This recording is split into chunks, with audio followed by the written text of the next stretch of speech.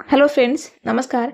स्वागत है आप सभी का राइज वे पाथ यूट्यूब चैनल में। दोस्तों, आज हम बात करने वाले हैं एक बहुत ही चर्चित टॉपिक पे जो बिहार चुनाव 2025 के दौरान काफ़ी न्यूज में रहा था। वो है आपका SIR विवाद, क्योंकि इसके तहत लगभग 65 लाख वोटर्स का नाम वोटर लिस्ट से हटाया गया। इसलिए विपक्ष द्वारा काफ़ी इस पर आलोचना किया गया, काफ़ी टिप्पणियां की गई। इवन ये मामला सुप्रीम कोर्ट तक चला गया, इसलिए काफ़ी इंपॉर्टेंट हो जाता है। ये टॉपिक आगामी 17वें BPSC इंटरव्यू और 71वें BPSC मेंस के लिए काफ़ी इंपॉर्टेंट होने वाला है। इसके अलावा आप किसी भी एग्जाम की तैयारी कर रहे हैं जहां करंट इवेंट पूछे जाते हैं, उसके लिए भी काफ़ी इंपॉर्टेंट है और आप समझ विकसित करने के लिए भी इसको देख सकते हैं। तो आइए शुरू करते हैं। क्या है मामला, क्या विवाद है, इसके बारे में समझने का प्रयास करते हैं।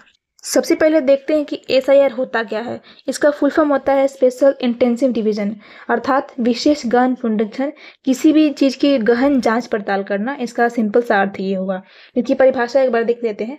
तो एक ऐसा अभियान है जिसमें निर्वाचन आयोग के निर्देशानुसार BLO अर्थात बूथ लेवल ऑफिसर, जो BPSC के अधिकारी होते हैं, उनके द्वारा घर घर जाकर गणना पत्र भरवाए गए और इसकी जांच या फिर सत्यापन की गई। ये एक तरह से SIR का परिभाषा आप इस तरह से दे सकते हैं।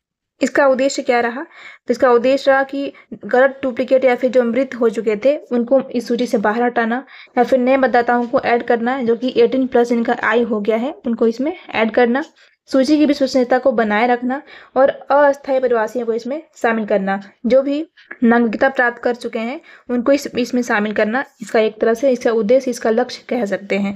वर्तमान में यह अभियान इतना चर्चा में क्यों चल रहा है? क्योंकि देश के लगभग 9 राज्य और 3 UT में ये अभियान चलाया जा रहा है। लेकिन बिहार में चर्चा में क्यों रहा? क्योंकि बिहार में अभी चुनाव हुआ, इसलिए काफ़ी ये मुद्दा चर्चे में रहा। अब बिहार के परिप्रेक्ष्य में हम समझने का प्रयास करते हैं कि यह अभियान जो है 25 जून से लेकर 26 जुलाई तक चला और इसके बाद 1 माह का समय दिया गया कि उसमें आप आपत्ति दर्ज करा सकते हैं। कोई ऐसे वोटर जो वास्तविक जेन्युइन वोटर हैं, उनका नाम इससे अगर हट गया उसको आप वापस ऐड करवा सकते हैं, उसमें आप आपत्ति दर्ज करा सकते हैं। इसलिए 1 महीना का समय बीच में दिया गया।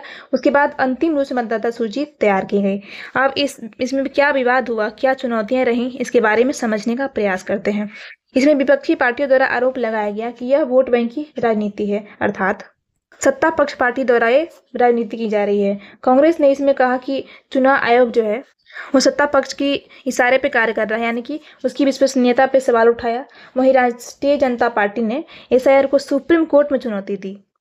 उसके बाद AIMIM की जो प्रमुख हैं असुद्दीन ओवैसी, उन्होंने चुनाव आयोग को कहा कि ये वोटर वंचन की प्रक्रिया है, अर्थात इसका मतलब यह हुआ कि आप लोगों को वोट देने से वंचित करने के लिए सब कर रहे हैं।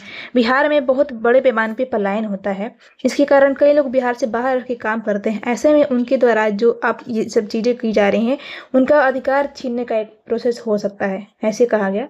ये सब ADR, जो ADR होता है, एसोसिएशन फॉर डेमोक्रेटिक रिफॉर्म्स, उन्होंने भी सुप्रीम कोर्ट में इसके लिए याचिका दायर की है।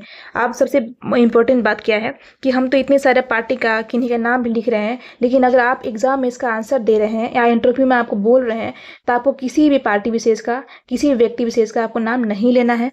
आप सारे पॉइंट में बस विपक्ष लिख के अपना सारे बातों को रखेंगे, क्योंकि एज ए सिविल सर्वेंट हमें किसी भी पार्टी की सपोर्ट करना, किसी पार्टी का विरोध करना, ये चीज़ें हमें अलाउ नहीं होती है, राइट।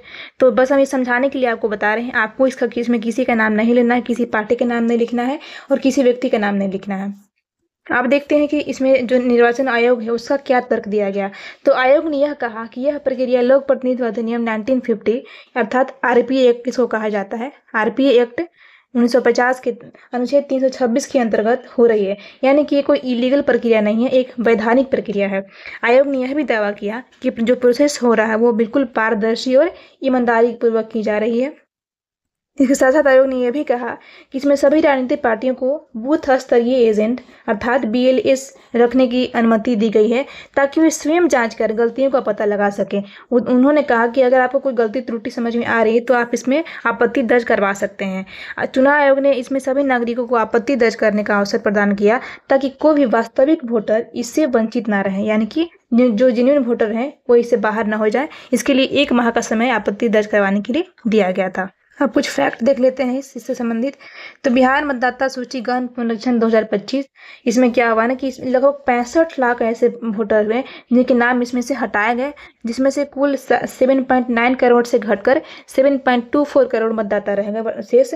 अब हटाए गए मतदाताओं में लगभग 22 लाख की मृत्यु हो चुकी थी, लगभग 36 लाख अस्थायी रूप से यहाँ से कहीं और पलायन कर चुके थे, अर्थात यहाँ पे वो अस्थायी रूप से रहते नहीं थे, और लगभग 7 लाख के आसपास डुप्लीकेट होने की वजह से उनका नाम हटाया गया, अर्थात वो कहीं ना कहीं 2 जगह उनका नामांकन था, इसलिए वो डुप्लीकेट पाए गए।